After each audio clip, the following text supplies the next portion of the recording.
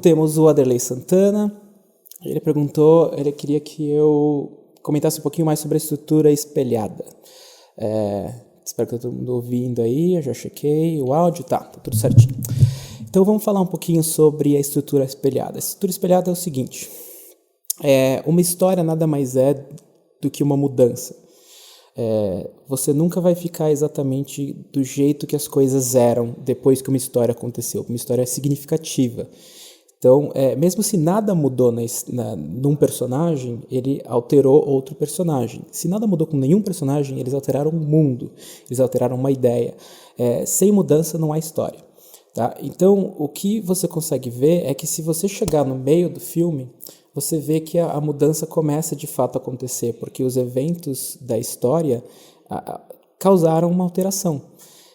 Então, pensa que o que é a passagem do primeiro para o segundo ato? É quando o protagonista e o antagonismo têm uma meta clara.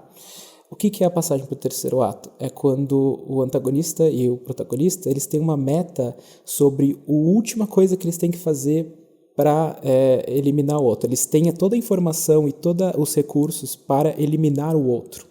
Tá? Então isso acontece em momentos espelhos do filme. A primeira coisa que acontece é a apresentação do personagem, como ele era.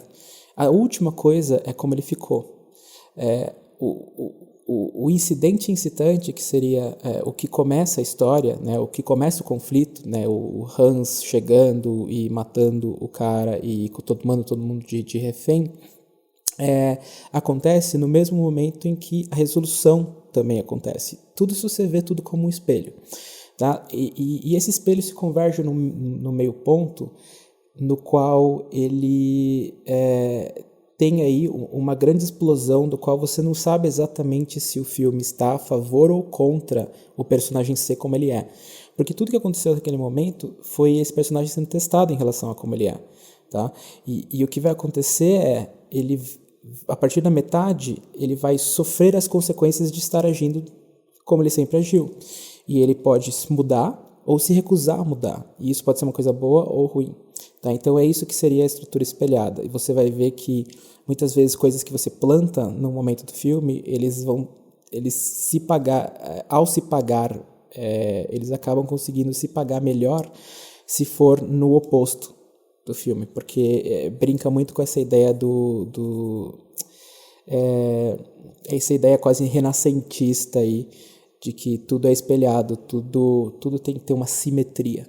Tá? É como também o nosso cérebro percebe as coisas. O Aderley Santana fez mais uma pergunta. Tiago, eu sempre tive dificuldade para escrever cenas de ações. Qual seria a melhor maneira? Os combates seriam só pincelados no roteiro para posteriormente ser trabalhado por um coreógrafo? Seguinte, você deve coreografar as suas próprias cenas de luta escritos no roteiro, mas não é ridiculamente detalhe, porque você tem que entender que se você falar o soco é isso, o soco aquilo, fica entediante de ler e difícil. Você tem que usar de novo o seu ambiente, que é aquilo que eu falei. Né? O que um pode fazer para o outro fisicamente usando o ambiente para tornar a batalha interessante. Tá? Outra coisa é você saber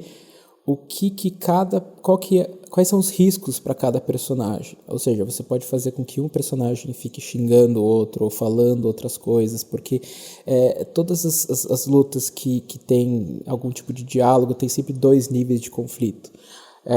E isso ajuda bastante. Quem faz muito isso é o Joss Whedon, que é o escritor e criador da Buffy, e depois agora ele dirigiu e escreveu os 2 Vingadores. Então vale muito a pena se fazer tentar entender que uma luta não é só socos e chutes, ela também tem a ver com o ambiente e o caráter dos personagens.